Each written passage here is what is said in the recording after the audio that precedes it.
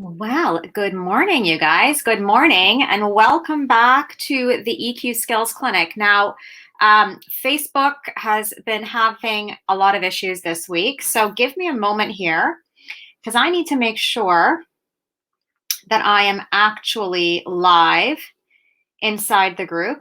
I'm not convinced that I am, even though my software here is telling me that I am. I do not see the live. So let me just give me a moment.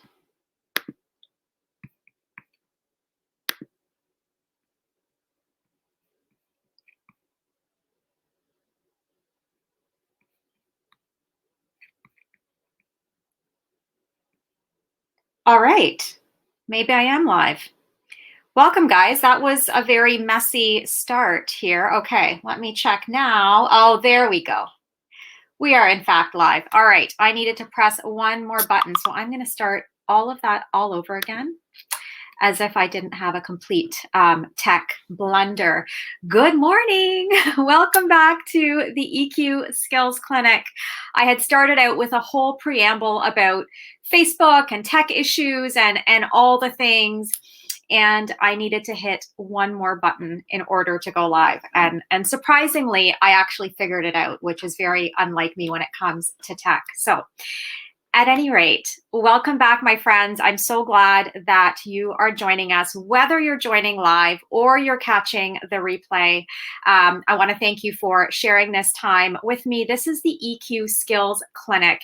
It is a weekly live training that I do every single Thursday at 10 a.m. Eastern Time. And we look at different emotional intelligence skills. We look at mindset skills, communication skills, relationship skills, and leadership skills. Today, our focus is going to be on a concept related to relationship skills. I know we do have a few new faces around here, so let me also introduce myself. My name is Dr. Shyamala, podcast host, founder of the EQ Code, where we teach high-performing women how to transform their relationships by dialing in their emotional intelligence skills. I spent a couple of decades as a registered psychotherapist and a registered couple and family therapist. Probably my proudest accomplishments are being a wife and a mom. Hardest jobs that I do out of everything that I've done in my 20 years in this field, doing it day to day, kind of working through all those relationship pieces in a very personal way, is still very, very challenging. So if you're struggling with some of those pieces, if you want to optimize your relationships, if you're always looking for ways to show up as your better self, I want you to know that I completely understand and I'm in the same boat with you.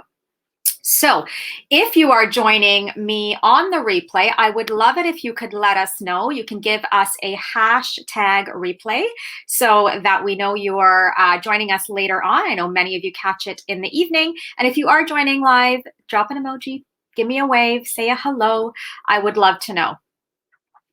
Today, we are going to be talking about a very common relationship pattern called overfunctioning and underfunctioning. Overfunctioning and underfunctioning. These words, these terms are a systemic term. So what I mean by systemic is they are a term that we use when we are working with people within a relationship system. Okay. So I want you to begin now to think about your relationships as a system, right? They're a system. There are feedback loops. There are direct and indirect messages that we are sending throughout every single relationship system all the time. Some of the messages that are being sent through our relationship systems have existed for a long time, and they become rigid or really fixed in place. And then when we decide to renegotiate our relationships and we decide to make some changes in our relationships, what happens is that the messages within that particular relationship system begin to change, right? There are new messages being sent, new feedback loops being sent within that particular relationship system. One of the most common patterns toxic patterns within a relationship that we find is that one of overfunctioning and underfunctioning. So as I begin teaching you on this particular concept, I want you to keep this image in mind, if you will. And it's that idea that it takes two to tango. Have you ever heard that before? Have you ever heard that particular saying that it takes two to tango? And as we walk through today's teaching, I want you to think about yourself inside of a relationship where you may be feeling resentful, okay? Where you may be feeling frustrated, where you may be feeling like your voice is not being heard, that no matter how hard you try, you're unable to make shifts or changes to the dynamic. Maybe you're unable to communicate exactly what it is that you're wanting and needing. Maybe you're unable to really change the pattern of that relationship, okay? So I want you to identify yourself inside of a relationship system where you might be feeling resentful, frustrated, or angry, upset, any of those sorts of emotions. And then I want you to think about this image and keep this image in mind that it takes two to tango, okay? It takes two to tango. So particularly when we're talking about toxic relationship patterns, this idea is more true than ever. The idea that it takes two to tango. Toxic relationship patterns are always created by at least two people. And what happens is we often think about, or we put the blame on the other person. We can become fixated on what that other person is doing that is creating those feelings of resentment or frustration or anger. Okay, we can become really it's like we can kind of zero in on all that other person's choices, their behaviors, what they're saying, what they're not saying, all of those things. And so I'm going to keep pulling you back to this concept that it takes two to tango. It takes two to tango. You are just as much a part of that relationship system as that other person. And as I say that to you, I'm not sure how that sounds. For some of the women that I work with, when I say to them, you are, half of the issue inside, at least half of the issue inside any relationship system. It takes two to tango. For some women, that can sound really off-putting. But what I want to invite you to think about, and how I'd like to invite you to think about this, is that it's actually incredibly empowering. It's really, really empowering to recognize and to own that we are at least 50% of every single relationship system, every single relationship pattern, every relationship template. We are at least 50% of that. And that means that we are also in a position where we have the ability to actually shift the dynamic within that relationship. All right, so it takes two to tango, right? And so overfunctioning is part of that dyad. It's part of that relationship system. When we overfunction, what that means is that we are doing more than what is reasonably required in that particular relationship. Okay? Overfunctioning simply means that we are doing more than what is reasonably required in that relationship. The reason that overfunctioning is such an important concept and relationship pattern that I wanted to talk about here inside of this community is because my community is primarily made up of high performing, high achieving, ambitious, driven, mission focused women, right? This community here is primarily made up of women that are real go-getters. We're doers, we're action takers, right? We often don't like to take a back seat in our lives, right? We might end up taking a back seat because we don't have the skills to actually show up fully and unapologetically, but we don't like it. Right? We don't like taking a backseat in our lives. And so when we are wired to take action, when we are wired for movement, when we are wired to achieve and to perform at a really high level, and we're go, go, go, we can very, very easily fall into the trap of overfunctioning. We can very easily fall into the trap of doing more than what is reasonably required in a given relationship. Okay? Right? We are definitely prone to falling into that trap. And I will tell you, I am a recovering overfunctioner. I'm a recovering overfunctioner. This dynamic of overfunctioning is something that I still fall into. I fell into this dynamic just last week with my daughter when she was struggling with, staying on top of her assignments. She was, things were slipping through the cracks. I had a conversation with her teacher about it, and I got off the call with her teacher, and guess what I did immediately? I immediately went to my Google Drive, my personal Google Drive, opened up a Google sheet, like a spreadsheet, and I created a little spreadsheet for my daughter with the weeks that are left between now and the end of the school year, a spot for the assignments to be listed, and then a column for her to tick if it had been completed or not. Okay. It seemed like a brilliant idea at the time. And I actually think it is a really good idea. But where I failed in the execution of this idea is that I did something for my daughter that she is perfectly capable of doing herself. My daughter's 11. She's in grade 6. My daughter is perfectly capable of creating a Google Sheet herself. And in fact, if I were to be really honest with you, as I was doing this, I was sitting right here in my home office.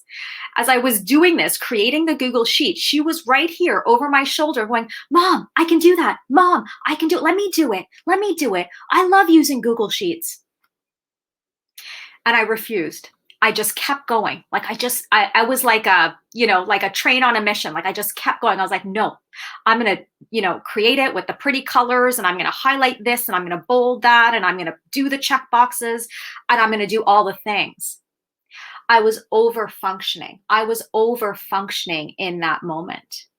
When we overfunction, I'm going to bring you back to It Takes Two to Tango. When we overfunction, what we're essentially doing is we are enabling the other person to underfunction. When we overfunction, we are the enablers that allow the other person to underfunction. And why do we do it? There are so many reasons. There are so many reasons why we overfunction. And it is almost never because we are bad people or we're trying to hurt the other person, or there's always a good reason why we do it. Sometimes it's out of guilt. I used to overfunction notoriously out of guilt for my daughter because I felt so guilty. When I was building my first clinic, I worked a ton of hours. I worked like 4 evenings a week until 9 p.m. I was constantly riddled with guilt about how much time I was putting into my career and how little time I had with her, right? So sometimes it's guilt. Sometimes, and often, it's because we want things done a certain way. Okay. And this is exactly the trap that I fell into with my daughter last week with the Google Sheets, is I wanted it done a certain way. And, my team often joins me for these conversations. I like a pretty Google Sheet. I like a Google Sheet that is organized. If it has tick boxes and, colored rows in it, like I am happy as a peach, right? I visually like to look at an well-organized Google Sheet. And so because I wanted it done a certain way, I wanted it to look a certain way, I wanted it to function a certain way, I wanted it set up a certain way. And I got laser focused on that. I was like a dog with a bone. Despite my daughter's so well-intentioned, like cries, she's like, "Mom, I can do this. I want to do this. Let me do this." I kept going. I kept going. And I will admit, I created the full-on Google Sheet. Like I created it and I'm like, here, shared it with her teacher. Like, we're good. We're good. I just took control of that situation. Okay. So Again, did I have positive, good, healthy, not healthy, positive intentions as I was doing that? Yeah, I wanted to help her. I wanted to set it up well. I wanted to create something that was collaborative, that she could use, I could use, her teacher could use, so we could support her through this really difficult time right now with online learning and all of the things. The intention was good, but the outcome was not. The intention was good, but the outcome was not good. It was not a healthy relationship pattern that I had engaged in that moment. Because as I continued to overfunction like a dog with a bone, bulldozing just right over her, I then enabled her to underfunction. Because what I essentially did in that moment is I robbed her of the opportunity to learn how to do this on her own. I literally took that opportunity away from her. I robbed her of the opportunity to try it out herself, to create her own Google sheet, to, make a mistake, get it wrong, get some feedback, do it her way.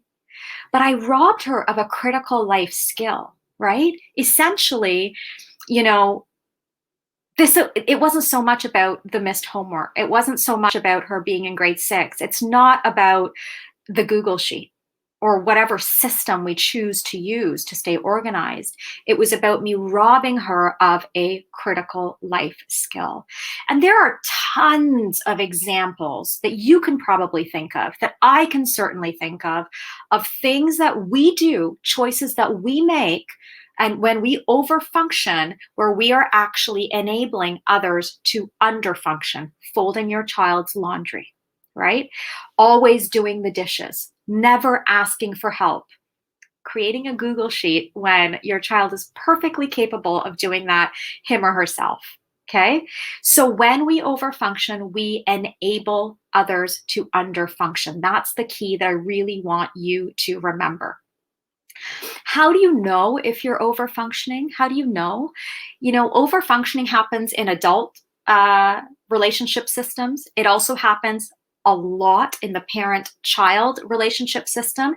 It can even happen in the adult-child with their parent relationship system. It happens in all sorts of relationship systems.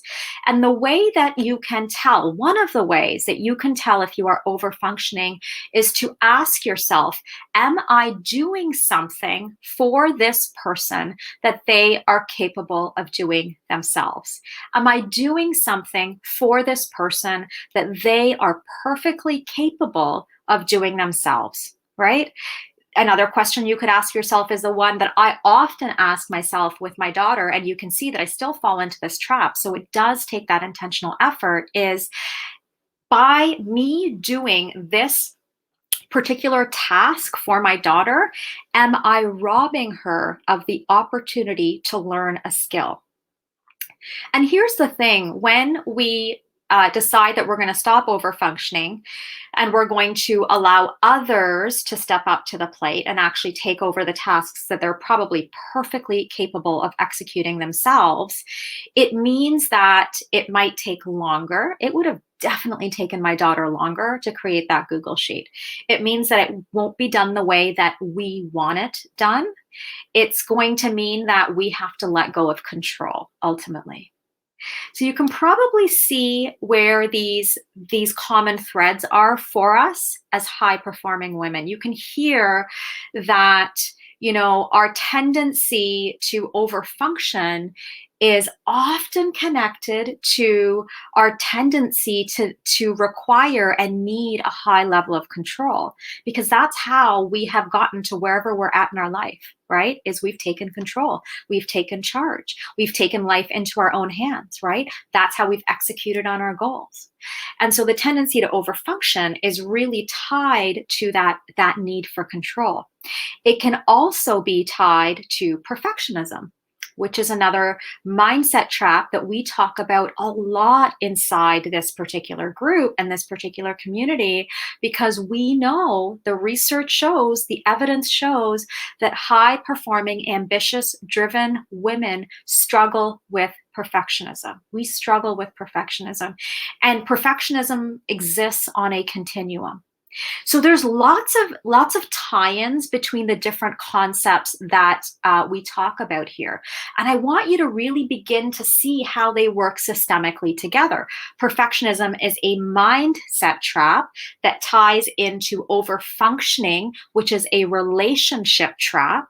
And when we're caught here in these traps of perfectionism and overfunctioning, it's going to um, it's going to cause us to then fall into a communication trap, which is exactly what I shared with you when I gave you the example with my daughter.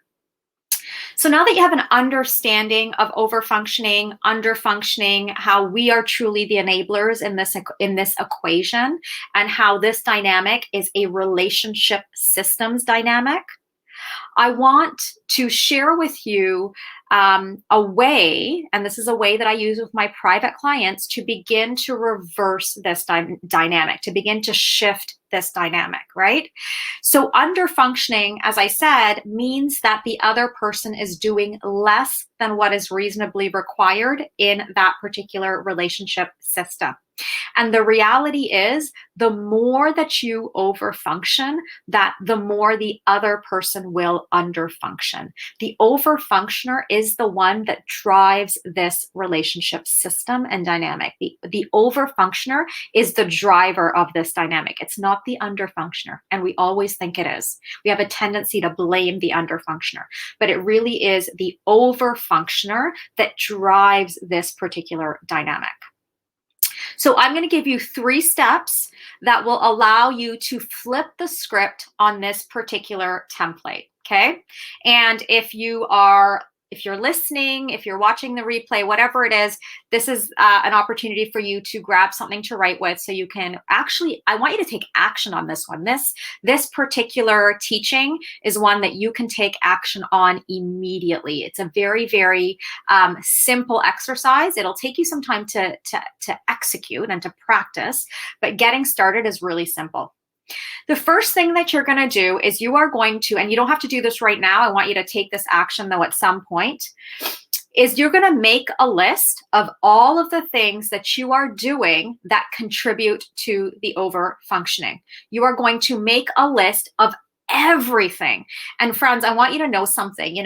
I do this with my private clients, and often when we begin to make that list together, the women I work with don't realize the multitude of things that they are doing for other people that they are in relationships with, that truly that other person could do themselves. They don't realize the extent and the degree to which they are over functioning. Okay, we are often like, probably what you think you're doing as an overfunctioner is just the tip of the iceberg. There's often a lot more underneath that. And it's really, really important to be aware of that. So take your time with the first step in this exercise. Take your time listing out all of those different things that you are doing that contribute to the over functioning.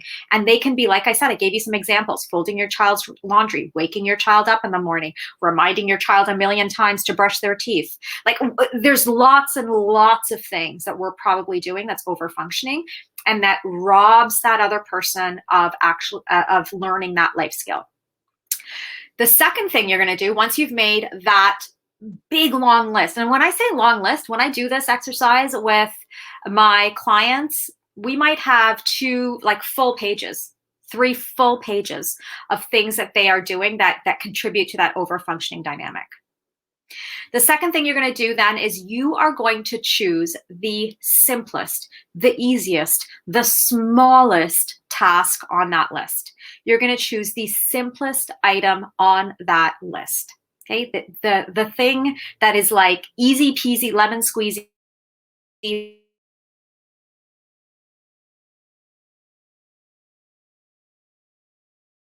under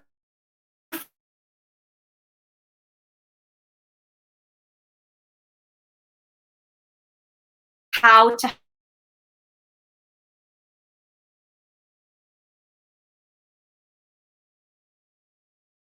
particular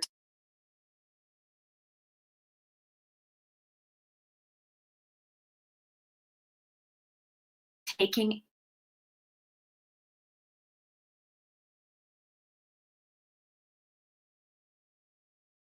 task at a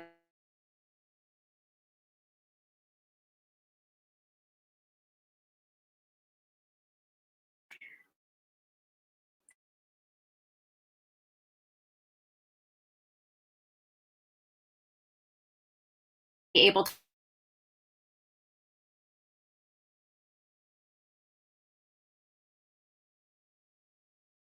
and then you're going to keep practicing that until you've actually had that person take over that particular task, and then you're going to move on to the next one.